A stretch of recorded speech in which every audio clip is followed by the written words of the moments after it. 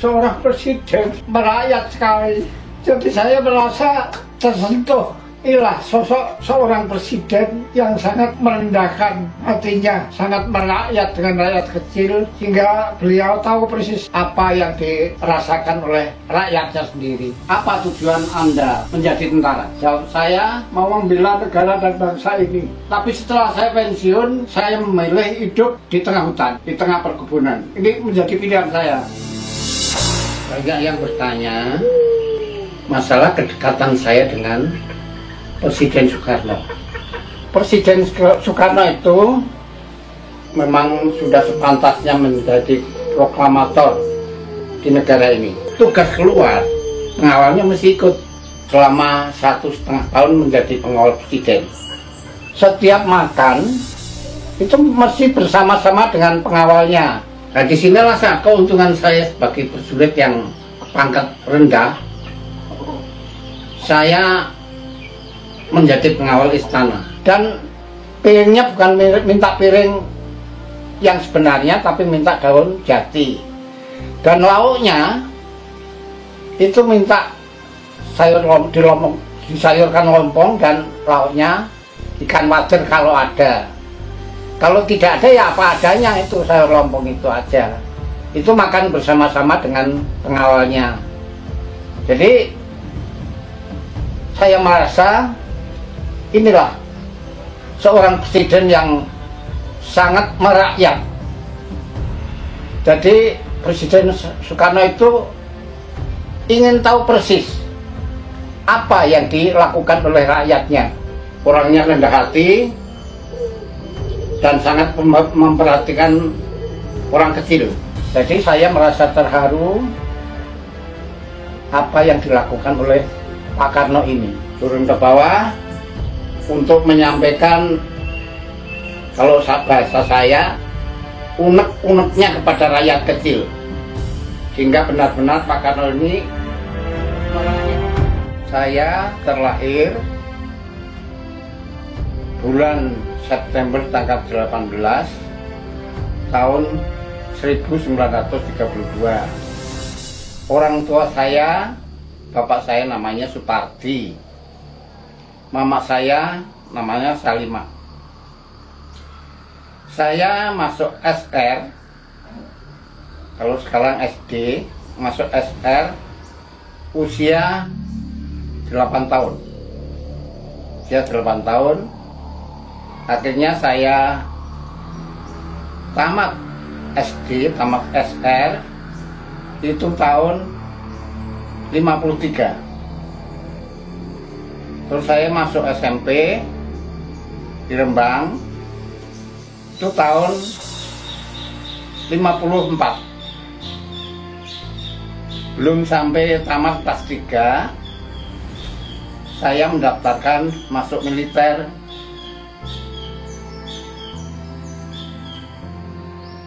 Terus saya pendidikan di Purworejo selama 3 bulan. Setelah saya pendidikan, saya dilantik menjadi tentara aktif. Setelah pendidikan itu, saya ditempatkan di Solo, di pasukan cadangan umum di Solo, berbaretkan coklat dan berlambangkan kepala banteng tanpa telinga.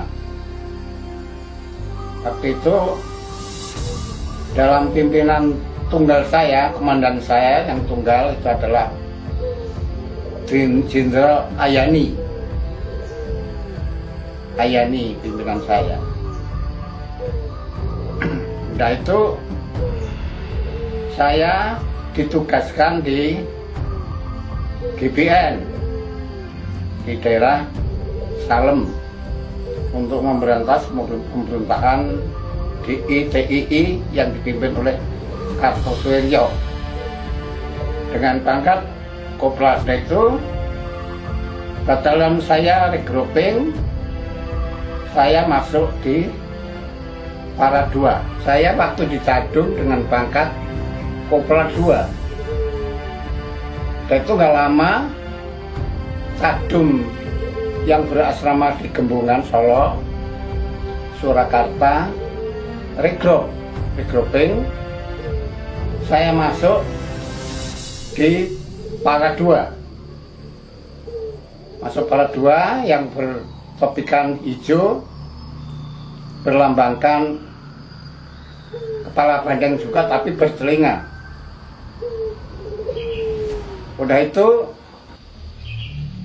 saya ditugaskan, batalion saya ditugaskan berantas di ITII pimpinan Kartosuwiryo di daerah Banyumas, khususnya di Kecamatan Salem, perbatasan antara Cirebon dengan Gunung Jarang.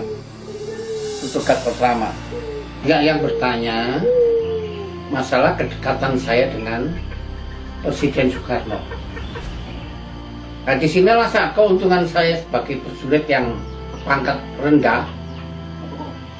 Saya menjadi pengawal istana, menjadi pengawalnya Pak Karno. Jadi disinilah saya tahu persis pribadi Pak Karno yang sebenarnya. Karena yang saya tahu, Pak Karno ini orang yang sangat rendah hati. Ini memang patut dicontoh. Jadi setiap Pak Karno ini tugas keluar, pengawalnya mesti ikut. Jadi setiap waktu makan Pak Karno ini tidak pernah minta piring. Kalau makan minta daun jati. Makan bareng-bareng dengan pengawalnya. Inilah yang saya nilai orang yang sangat merakyat. Jadi saya tahu persis pribadi Pak Karno. Saya memang ada sanjungan dalam hati saya dan teman-teman juga rekan. Ini pantaslah Pak Karno ini menjadi proklamator negara ini. Ini saya yang jadi terharu. Saya kan pengawalnya 10 orang itu. Setiap mau makan, mau waktunya makan itu salah satu pengawalnya disuruh nemui juru masak. Jadi pesannya Pak Karno itu tolong dimasakkan lompong dan kalau ada itu ikan wader. Itu pesannya Pak Karno. Itu sama pengawalnya suruh menyampaikan sama juru masaknya. Saat makan Pak Karno itu yang diminta bukan piring tapi daun jati untuk kita makan bersama-sama dengan pengawal 10 itu. Inilah yang saya tahu persis. Seorang presiden, makanya sangat merakyat sekali. Jadi saya merasa tersentuh. Inilah sosok seorang presiden yang sangat merendahkan hatinya, sangat merakyat dengan rakyat kecil, hingga beliau tahu persis apa yang dirasakan oleh rakyatnya sendiri. Jadi inilah momen yang sangat indah buat saya. Memang sudah saatnya saya harus menjadi pengawal di istana. Jadi saya melihat penampilan seorang presiden ini sangat merakyat sekali, sehingga saya merasakan indahnya hidup ini. Saya menjadi pengawal presiden, jadi pengalaman saya lebih dewasa lagi. Inilah orang yang hidup perlu merendahkan hatinya. Jadi Pak Karno ini saat beliau ada di lapangan itu di daerah Banyumas menjelang pecahnya di ITII yang dipimpin oleh Kartosuwiryo. Jadi di sana beliau ini melihat medan yang akan untuk kiprah pemberontak DITII yang dipimpin oleh Kartosoewirjo ini. Jadi Pak Karno mengetahui persis medan yang akan digunakan untuk pimpinan DITII, pimpinan Kartosoewirjo ini. Dan saya setelah 1,5 tahun lepas dari pengawalan presiden di istana, saya justru tugas di daerah itu. Jadi sampai Kartosoewirjo menyerah bukan di Diponegoro, tapi menyerahnya di Kodam Siliwangi, di perbatasan antara Jawa Tengah dan Jawa Barat. Jadi waktu itu Kartosoewirjo sudah dipandu, turun dari gunung sudah dipandu, tapi dia minta dibawa ke Kodam Siliwangi. Jadi Kartosoewirjo itu menyerahnya di Kodam Siliwangi, bukan di Diponegoro. Presiden Soekarno pesan terutama kepada pengawalnya dan seluruh bangsa Indonesia, jangan pernah lelah membela bangsa Indonesia, tanah yang kita cintai ini. Itu pesan Pak Karno pada waktu itu. Pengalaman saya setelah Pak Karno di lapangan di daerah Banyumas pulang ke istana, itu saya benar-benar tahu seharian Pak Karno di dalam istana itu. Di dalam istana itu Pak Karno tidak pernah minta daun jati yang untuk ajang makan, tapi piring biasa, karena itu di istana mungkin begitu mungkin. Jadi Pak Karno ini belum benar-benar orang yang sangat bijaksana, orang yang sangat berjuang penuh untuk mencintai bangsa Indonesia ini. Itu yang saya alami saat di istana. Jadi setelah di istana sekian bulan, saya kembali ke pasukan lagi, yaitu di Cadung 15. Pada waktu itu sebelum masuk ke asrama gabungan Kartosuro, pasukan tempat saya ditampung di asrama Beteng di Solo Kota. Setelah ada pembentukan Cadung yang dipimpin oleh Pak Yani, ini saya dipindahkan di Gembungan Kartosuro. Yaitu ya sekitar 2 bulan. Cadung 15 ini dilatih Ibgaba. Perjalanan Ibgaba mulai dari Solo menuju ke Tawangmangu. Ke Tawangmangu inilah, menuju ke Tawangmangu inilah kita diadakan Pirdop. Diadakan Pirdop di Karangpandan. Nah itu baru setelah Pirdop 3 hari langsung melanjutkan perjalanan ke Tawangmangu. Tawangmangu 3 hari kembali ke Gembungan lagi. Sudah resmi menjadi pasukan cadangan umum di Kartosuro. Ini udah itu gak lama lagi Cadung regrouping. Saya masuk di batalion 446 berasramakan di Magelang. Nah itu ada perintah ngerangkani Ek Kaswari, mantan gerilya Irian Barat pada waktu masih dijajah Belanda. Itu ditarik ke Magelang, dilatih di SKI, mau masuk Manowari, masuk Irian Jaya. Ini tentara dari Cadung ini menjadi kerangkanya Ek Kaswari ini. Udah Udah itu berangkat ke Irian. Di tengah perjalanan sudah diresmikan menjadi Batalion 751 Cendrawasih.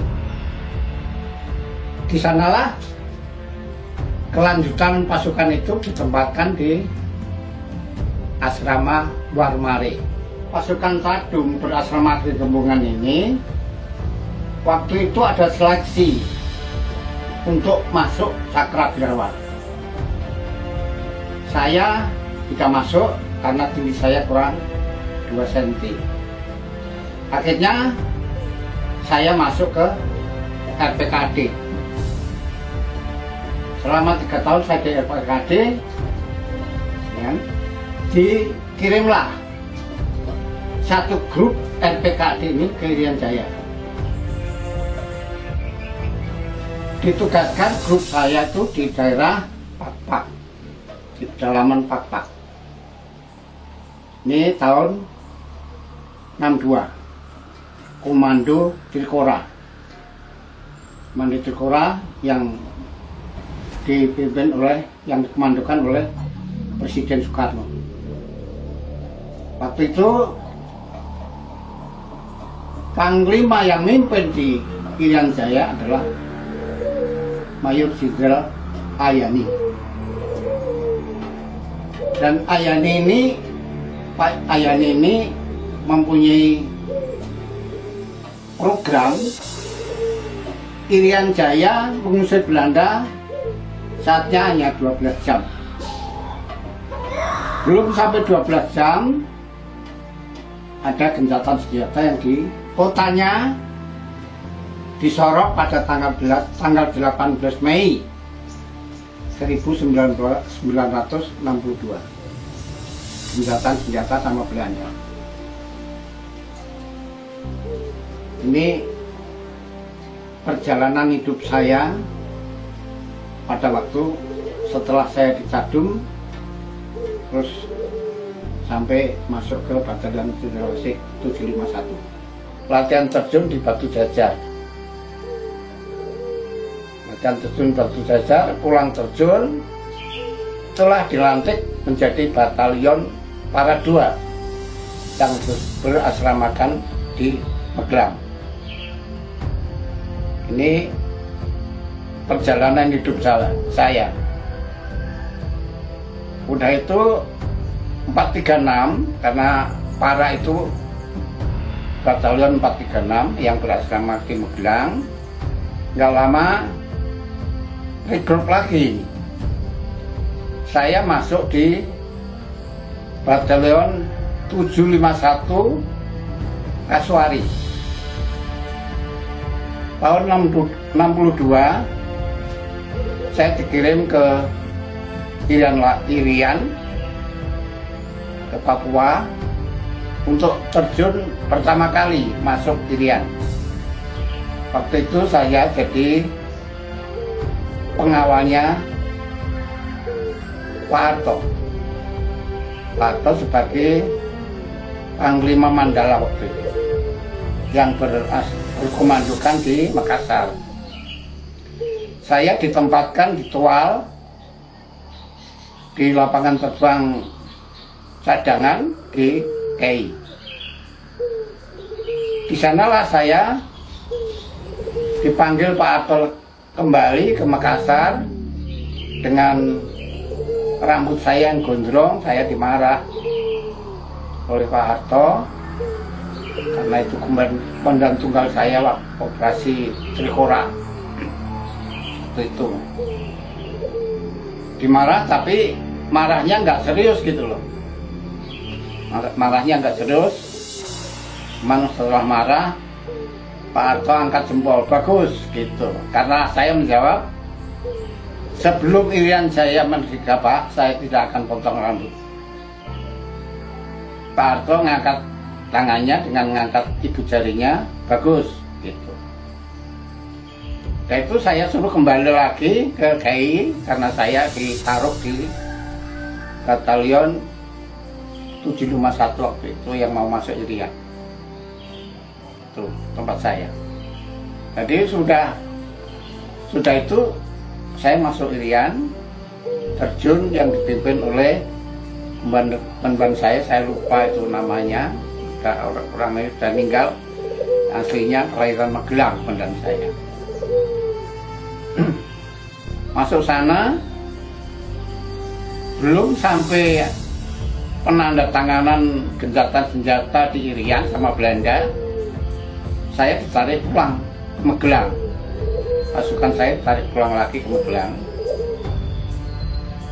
Tahun 63 saya dikembalikan lagi, pasukan batalion saya dikembalikan lagi ke Irian, dirubah komando saya itu menjadi batalion 751 Cendrawasih. Saya ditugaskan di daerah Manokwari, terus berasramakan di Arpai, di hutan namanya begitu. Jadi melewati Bandara Rendani kalau dari Manokwari. Di sanalah ya saya nggak lama setelah masuk hutan, saya ditugaskan untuk KPP di sana untuk membina masyarakat Irian, karena masyarakat Irian itu 80% itu masih buta huruf. Jadi saya ditugaskan masuk pedalaman untuk membina KPP itu. Jadi saya selama KPP itu sekitar 3 tahun saya ada di pedalaman. Akhirnya tahun 64 saya mengambil isi saya yang diikuti oleh 4 ibu. Jadi 5 ibu termasuk isi saya, dengan saya punya anak 1. Akhirnya saya berangkat ke Jakarta bersama perempuan wanita 5 ini. Sampai di Jakarta diapelkan yang mau berangkat ke Irian lagi, orang yang cuti mengawal barisan ini. Dan di sana komandan dari Magelang sudah tahu kalau ada yang bawa keluarga, diapelkan, ada perintah dari komandan tidak boleh membawa keluarga. Saya tahu kalau ini sudah dilarang dan perintah, tapi karena saya sendiri ingat dengan teman saya yang bunuh diri, seorang kopral bunuh diri gara-gara surat dari istri yang ada di Magelang. Dia bunuh diri, entah apa isinya surat itu, saya nggak tahu. Akhirnya istri saya mengikut, saya bawalah dengan diikuti 4 ibu itu. Saya berangkat ke Jakarta, komandan saya mendengar kalau ada yang membawa keluarga, dikejarlah saya sampai Jakarta. Di sana diapelkan kalau tidak boleh membawa keluarga. Tapi saya berpegangan perintah pertama waktu pasukan mau berangkat apel di Magelang, itu kata komandan itu berangsur-angsur nanti keluarga akan dikirimkan ke sana. Ini kata kirimkan ini memang juga saya ada satu pelanggaran dan mungkin sanksinya juga agak lumayan gitu ya, agak berat gitu. Akhirnya berhubung ibu-ibu ini termasuk istri saya yang terutama tidak boleh bawa keluarga, saya memaksakan diri. Malam itu juga saya menemui kapten kapal yang akan berangkat membawa saya ke Surabaya. Setelah sampai ketemu kapten kapal, saya tanya, kapal ini berangkat kapan, Pak? Besok sore, Pak. Saya malam itu juga berangkat naik kereta api barang, muat kambing, muat sapi, muat tebu itu. Disitulah perempuan ini ikut. Yang satu perempuan turun di Purwokerto, nggak jadi ikut, jadi tinggal 4 termasuk istri saya gitu. Sampai di kapal, sampai di Surabaya, saya menemui kakak saya yang jadi angkatan laut, dan saya nginep di sana 2 malam. Saya cerita begini, karena mbak keluarga itu nggak boleh. Akhirnya kakak saya yang nolong saya, membawa perempuan ini ke pelabuhan. Saya disuruh naik becak. Ibu-ibu ini sudah dibawa naik kakak saya dan sudah disewakan kamar di kapal. Saya nyampe di pelabuhan, dijemput kakak saya di tangga dengan menyerahkan kunci. Ini kuncinya. Perempuan semuanya itu sudah di dalam kamar, nanti dipantau. Disitulah saya ditemui propos. Saya ditanya, nggak jadi mbak keluarga? Nggak jadi pak, tapi keluarga itu sudah di atas. Setelah keluarga sudah di atas, kapal sudah berlabuh. Ibu-ibu ini saya buka kuncinya. Keluarlah ibu-ibu. Akhirnya saya ketahuan propos. Dan tiket datang, saya dipanggil di ruangan kecil dan saya diproses di situ. Di kapal nih, di kapal. Setelah sampai di Pelabuhan Halong, Pelabuhan Angkatan Laut di Ambon, saya turun dari kapal untuk mau beli minyak kayu putih di pasar. Setelah saya balik dari pasar, kapal sudah setrum 3 kali. Berarti tali belayar kapal sudah lepas. Tinggal sedikit nyampir di patok pelabuhan itu. Saya pegang dan saya belitkan di badan saya naikkan di kerek. Di perempuan 4 ini semua sudah menangis. Tapi saya tetap naik kapal karena saya dinaikkan dengan katrol gitu. Naikkan dengan katrol. Sudah sampai situ saya ketahuan lagi oleh propos. Saya diproses. Proses di situ, rupanya piket ini sudah kontak sama Komandan Batalion dan Komandan Kodim Manokwari. Setelah kapal sampai di Pelabuhan Manokwari, saya langsung diproses di pelabuhan. Komandan Batalion dan Komandan Kodim Seksi 1. Itu baru berangkat ke asrama Arpai. Akhirnya saya ditunjukkan sanksi yang harus saya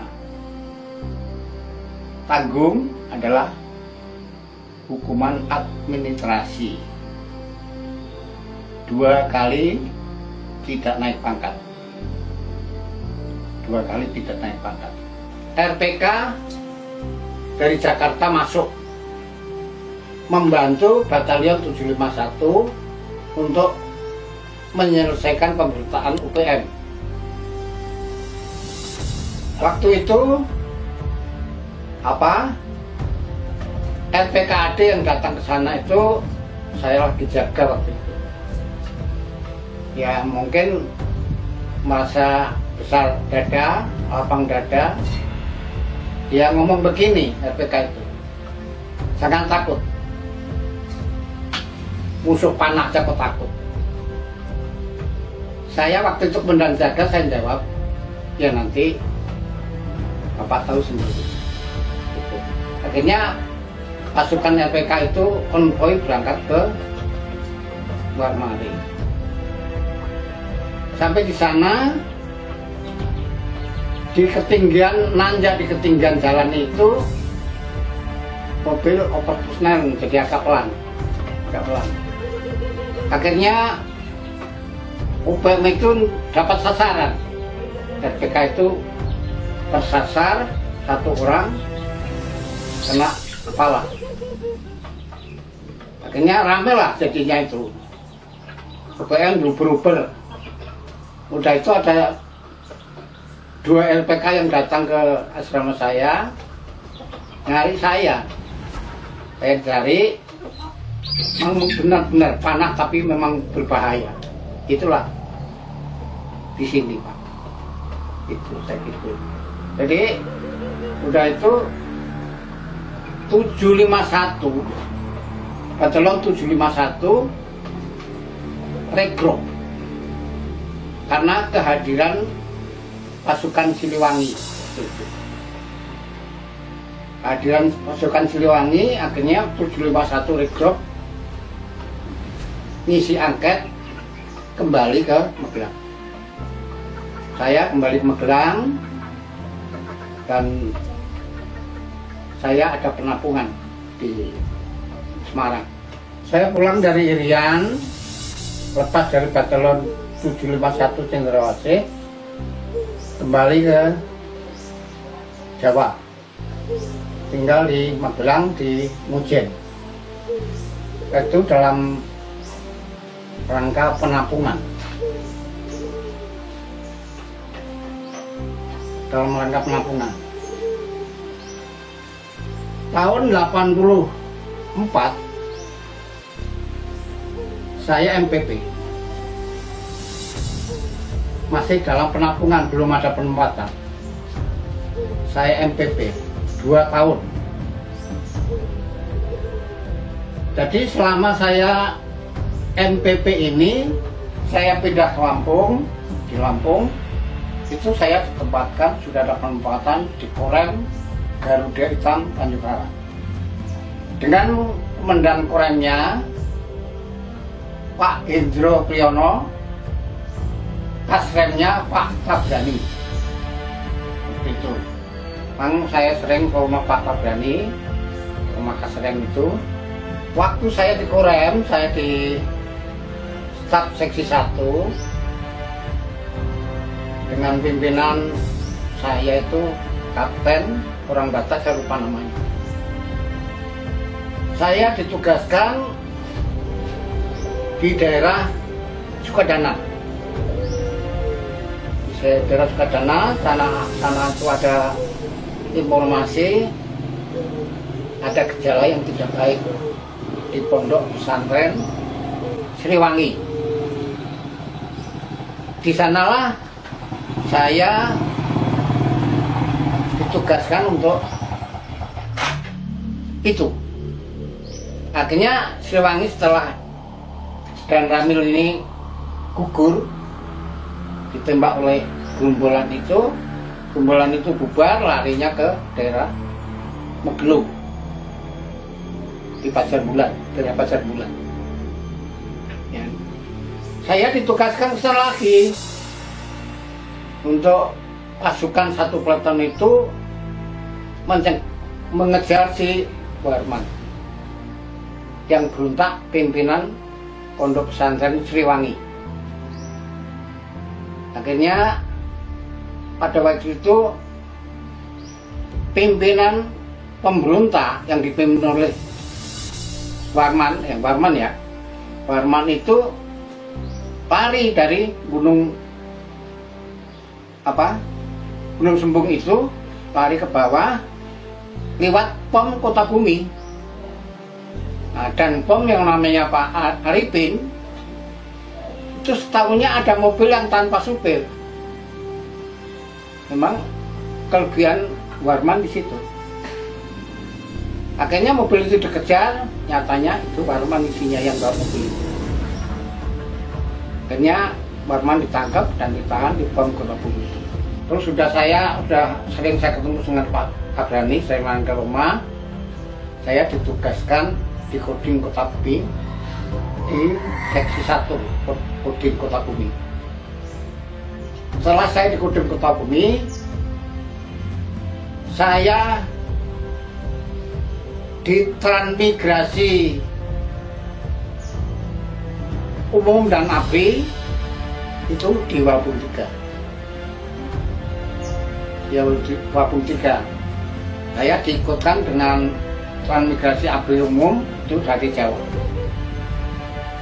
Jadi saya mempunyai rumah yang ada di Margorejo. Itu meneruskan pensiun saya dari situ. Udah itu saya tahun 86 pensiun.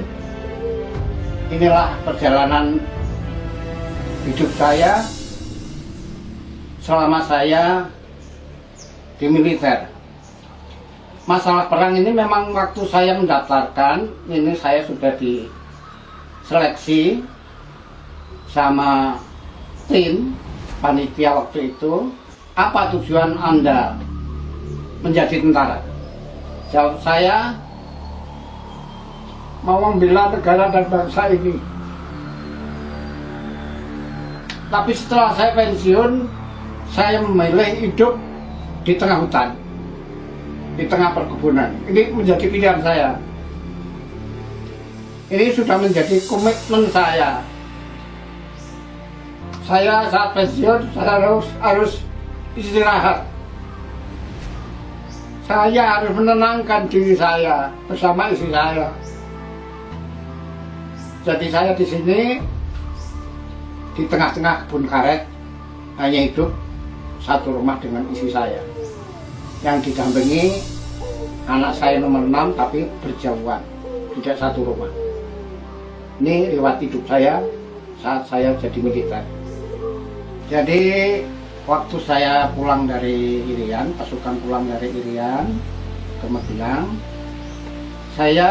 telinga saya mendengarkan bisikan bahwa yang tugas di Irian Jaya akan mendapatkan insentif.